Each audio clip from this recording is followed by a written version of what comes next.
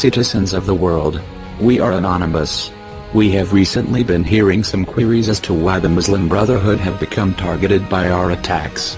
Feeling that it is in the interests of the people whom we aim to empower, we see no harm in giving these queries sufficient answer.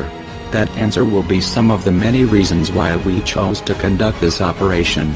So, as a result, we announce the following 3 points. Number 1. There has been a long-existing relationship between the pseudo-democracy known as the United States government, and the pseudo-religious but primarily politically motivated organization known as the Muslim Brotherhood. This relationship is no cause for wonder. In regions of interest all over the world, when factions are vying for power, the U.S. government seeks to establish contact and political relationships with the most prominent of these factions. Now is not the time or place to bemoan the U.S. government for playing dirty, nor is it the time or place to bemoan the people who use religion as a cloak to seize power in politics. There are other times in which we can discuss these points. We're mentioning this point because recently, this relationship has taken a different turn, an evolution in that said contingency. Which brings us to point 2.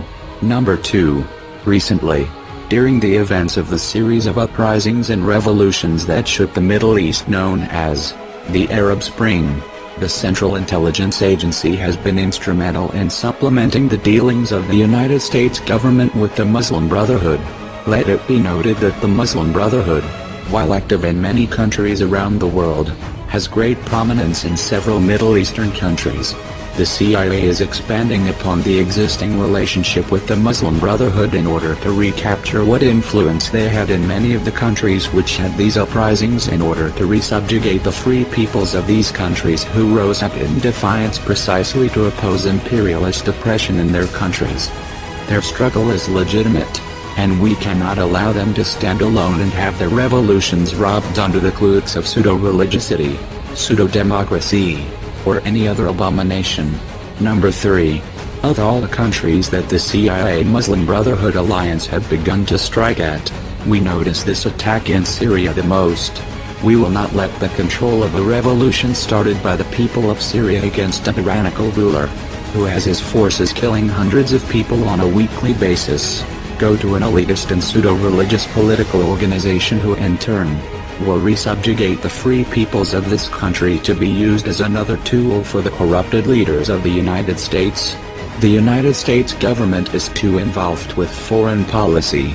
It must focus on the citizens of America before its people are fed up, and rise against it in unison.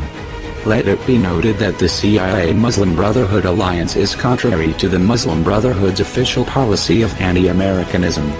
They will stop at nothing to gain control, even if it means the sacrifice of their morals and beliefs.